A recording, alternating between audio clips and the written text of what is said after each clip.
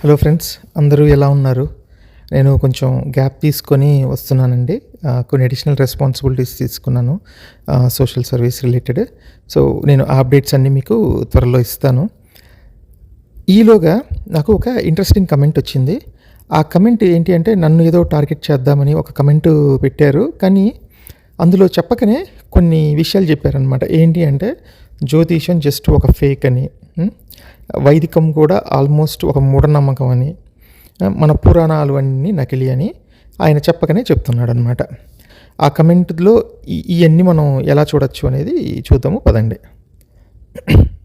ఈ కమెంట్ పెట్టింది fact check లైస్ గారు.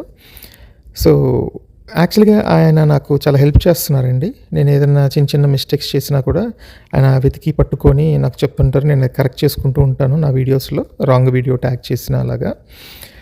ఇంకా మనకి అంతకంటే మంచి గొప్ప ఫ్రెండ్ ఎవరు ఉంటారండి. అయితే ఇక్కడ ఈయన ఏంటంటే, ఇంకా నన్ను బలంగా ఏదో టార్గెట్ చేద్దామని చెప్పి ట్రై చేసి బాగా ఇరుక్కున్నారు. సో, ఈ వీడియో మీకు మంచి నాలెడ్జ్ ప్లస్ ఫన్ కూడా ఇస్తుందని అనుకుంటున్నా. ఓకే. సో, ఇప్పుడు ఈయన ఏంటంటే ఫస్ట్ నన్ను ఫేక్ బుద్ధిస్ట్ అంటున్నాడు. ఓకే, అసలు నేను బుద్ధిస్ట్నే కాదు కాబట్టి అక్కడ ఫేక్ రియల్ అనే కాన్సెప్టే రాదు. ఓకే. నెక్స్ట్, నేను ఎప్పుడు బుద్ధిజం తర్వాత క్యాలెండర్ వచ్చింది అన్నానంట. సో, బుద్ధిజం తర్వాత క్యాలెండర్ వస్తే బుద్ధుడు పుట్టినప్పుడు కొండన్న అనే జ్యోతిష్యుడు లేకపోతే ప్రిడిక్ట్ చేసేవాళ్ళు బుద్ధుడు సన్యాసి అవుతాడని చెప్పాడు కదా, మరి క్యాలెండర్ లేకపోతే ఈ ఆస్ట్రాలజీ ఈ ప్రిడిక్షన్ పాసిబుల్ అయ్యేదా అని ఒక లా పాయింట్ లాగారు ఈయన. ఈయనకి అర్థం కావాల్సింది ఏంటంటే, ప్రిడిక్షన్ అనేది ఓకే సోది చెప్పేవాళ్ళు కూడా చేస్తారు. ఓకే, వాళ్ళకి ఆస్ట్రాలజీ, ఈ గ్రహాలు, రాసులు, తిథులు ఈ దేంతో వాళ్ళకి సంబంధం ఉండదు. సో, ప్రిడిక్షన్కి, ఆస్ట్రాలజీకి, క్యాలెండర్కి మూడిటికి సంబంధం లేదు. ఓకే. కానీ మరి ఈయన ఫ్యాక్ట్ చెక్ లైస్ అని పెట్టుకున్నారు, కానీ ఆయన కొంచెం హిందుత్వ లానే మాట్లాడుతుంటారు. సో, అట్లీస్ట్ ఆ పేరు పెట్టుకున్నందుకన్నా ఇంకొంచెం నీట్గా ఆలోచిస్తే ఆయనకి, మనకి, అందరికీ మంచిదని ఆశ. ఓకే. Next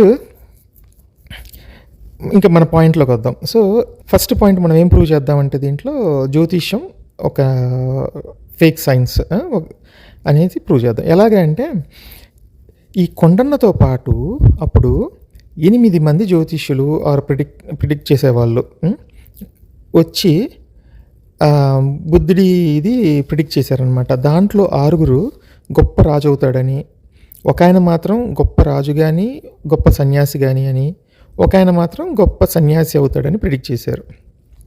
okay. అంటే 8 మంది రాళ్ళేస్తే 7 మిస్ అయిపోయి 1 తగిలిందనమాట. ఓకే. సో, వీళ్ళ ప్రిడిక్షన్ పర్సంటేజ్ అంతా 19%.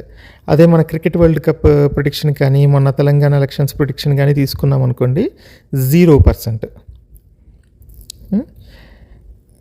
అసలు ఆస్ట్రాలజీ అనేది చెత్త అని ఈయనకు కూడా తెలుసు. ఓకే. తెలిసి ఈ చెత్త ఎప్పుడో ఉంది అండి. చెత్త పాతదైన చెత్తే కదా. ఓకే. సో, దీన్ని చెత్త అని, అంటే ఈ వైదికం లేకపోతే ఈ ఆస్ట్రాలజీలు ఇవన్నీ మూఢనమ్మకాలు చెత్త అని మళ్ళీ ఈయనే ఇదే స్టోరీలో కొండన్నే చెప్తాడనమాట. అది ఎలాగో చూద్దాం. సో, ఏమవుతుందంటే, తర్వాత బుద్ధుడికి జ్ఞానోదయం అయ్యాక ఆయన మొదటి 5 శిష్యులు, సో ఆయన మీరు చేసేది ఏది కరెక్ట్ కాదు, జ్ఞానం అంటే ఇలా ఆలోచించాలి, జ్ఞానం అంటే ఇది, రియాలిటీ ఇది అని చెప్పినప్పుడు ఆయనకి ఫస్ట్ 5 శిష్యులు అవుతారనమాట. ఆ 5లో ఈ కొండన్న ఒకడు. అంటే బుద్ధుడి కంటే ఒక 30-40 ఏళ్ళ సంవత్సరాలు వయసున్న కొండన్న అన్నేళ్ళు ఈ ప్రిడిక్షన్ ఆస్ట్రాలజీని ప్రాక్టీస్ చేసి ఒక్కసారి బుద్ధుడితో మాట్లాడగానే ఇదంతా వేస్ట్, ఈ ఆస్ట్రాలజీ అన్నీ వేస్ట్, మూఢనమ్మకాలు, నేను నీతోనే వస్తానని చెప్పి వెళ్ళిపోతాడు. ఓకే. సో, ఇప్పుడు మనం చెప్పడం కాదు, అప్పట్లో 2600 సంవత్సరాల క్రితం కొండన్నకు అర్థమైన విషయం ఇప్పటికీ మనకు అర్థం కావట్లేదు మన సనాతనులకి. అది ఓకే. సో, ఆ పాయింట్ ప్రూవ్ అయిపోయింది. ఆ పాయింట్ కూడా ప్రూవ్ అయిపోయింది. ఇక నెక్స్ట్ మన పురాణాలు. సో, ఈ లెక్క ప్రకారం అయితే మన పురాణాలు ఏం చెప్తున్నాయి? విష్ణువు ఒక మాయామోహనుని పుట్టిస్తాడు, డైరెక్ట్‌గా ఆయన యవనుడిలాగా భూమి మీదకి దిగుతాడు. చెట్టు కింద కూర్చొని ఒక పురాణంలో ఏమో ఆడోళ్ళని ఆకర్షిస్తుంటాడని, ఇంకో పురాణంలో ఏమో వేద విరోధ మతాన్ని స్ప్రెడ్ చేస్తుంటాడని రకరకాలుగా చెప్పుకున్నారు వీళ్ళు. సో, ఇప్పుడు ఇట్లా బుద్ధుడికి మన దేశంలో ఒక రాజుగా పుట్టాడని, ఒక యువరాజుగా పుట్టాడని, ఆయనకి ఇలా జ్యోతిష్యం జరిగిందని, ఇప్పుడు ఆయన మీద స్టోరీ ఇప్పుడు ఈయన చెప్తున్నాడు గదా! సో, అంటే మన పురాణాలు అన్నీ జస్ట్ కల్పిత కథలని ఈయన ఒప్పేసుకుంటున్నాడు. ఓకే. సో, ఇలాగా మనమేం కష్టపడక్కర్లేదనమాట. వీళ్ళు ఎక్కువగా మాట్లాడరు బయటికొచ్చి. మాట్లాడితే మాత్రం డెఫినెట్‌గా మనకి చాలా కంటెంట్ ఇస్తారు. బట్ హోప్‌ఫుల్లీ నా ఉద్దేశం అయితే ఎవరిని ఇన్సల్ట్ చేయటం కాదు. ఇక్కడ ఫ్యాక్ట్ చెక్ లైస్ గారిని అవమానించడం కానీ, లేకపోతే మన ట్రాల్ మనకి ఇంట్రెస్ట్ కూడా లేదు. ఓన్లీ ఏంటంటే ఆయన ఆలోచించే విధానాన్ని ఇంకొకసారి చెక్ చేసుకొని ఆయనకి అండ్ సొసైటీకి పనికొచ్చే రకంగా ఆలోచిస్తే అందరికీ మంచిదని నేను ఆశిస్తున్నా. అంతే ఫ్రెండ్స్. ఓకేనా? బాయ్.